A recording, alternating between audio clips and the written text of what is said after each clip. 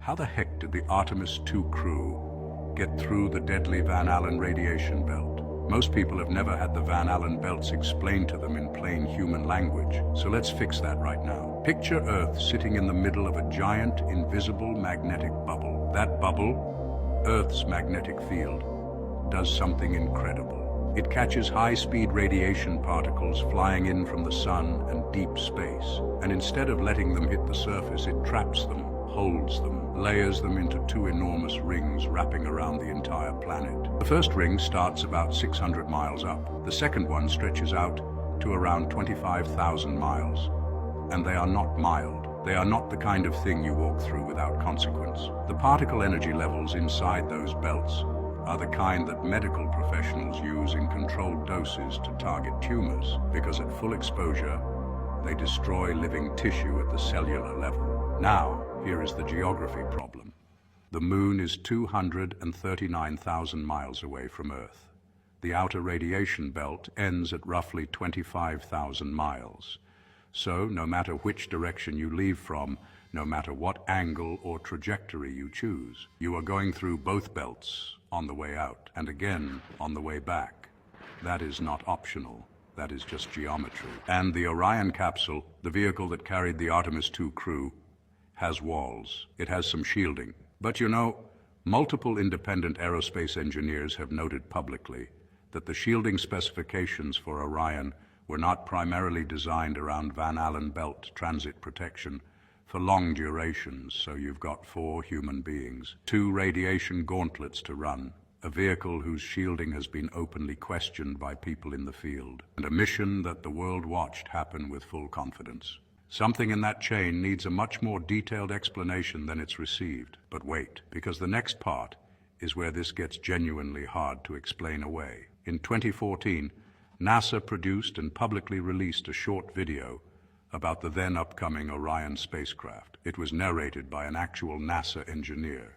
It was professional, official, stamped with the NASA brand. And in that video, clearly, plainly, in simple language, the engineer stated that one of the significant challenges still facing human deep space travel was figuring out how to protect astronauts from the Van Allen radiation belts. 2014.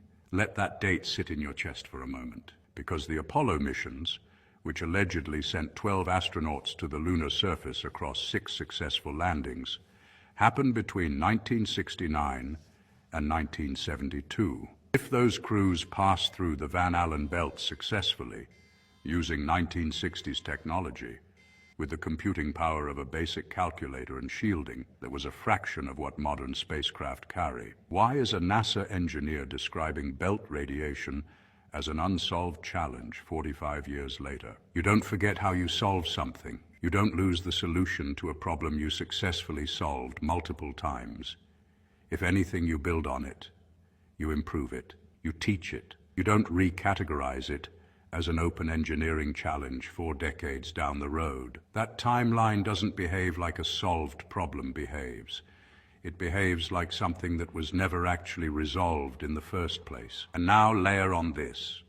Artemis 2 happened. The crew went through, came back, healthy, media tour, official photography, the whole production. But the detailed radiation dosimetry data, the actual measurements of how much radiation each crew member absorbed during belt transit, is not sitting on a public dashboard where anyone can pull it up and verify it independently. Why not? The International Space Station publishes crew radiation data. It's a point of scientific transparency they actively promote. So why is lunar trajectory radiation exposure arguably the most scientifically significant data point of the entire mission, not front and center in the public release? Absence of data is not proof of anything, but it is a question, and it's a question that deserves a specific, detailed, publicly verifiable answer. Because if the answer exists and is solid, showing it would only strengthen the credibility of the mission. So, the fact that it isn't shown clearly and loudly is itself worth noticing. You still with me? Good, because here's what you can actually do with all of this. Search the 2014 NASA Orion engineer video yourself. It's public. Watch the exact language used around radiation and the Van Allen belts. Then search for Artemis 2 crew radiation exposure data. Compare what's available versus what questions remain unanswered. Let the gap between those two searches speak for itself. Cross-reference published ISS astronaut radiation records, freely available online through NASA's Human Research Program, with whatever lunar trajectory data has been made public from Artemis missions. The difference in transparency depth is noticeable and immediate. No interpretation needed. Just compare what exists versus what should exist. If your brain just did that thing where a question you never knew you had suddenly showed up fully formed and fully urgent, welcome. That's exactly what this page is for. Follow right now.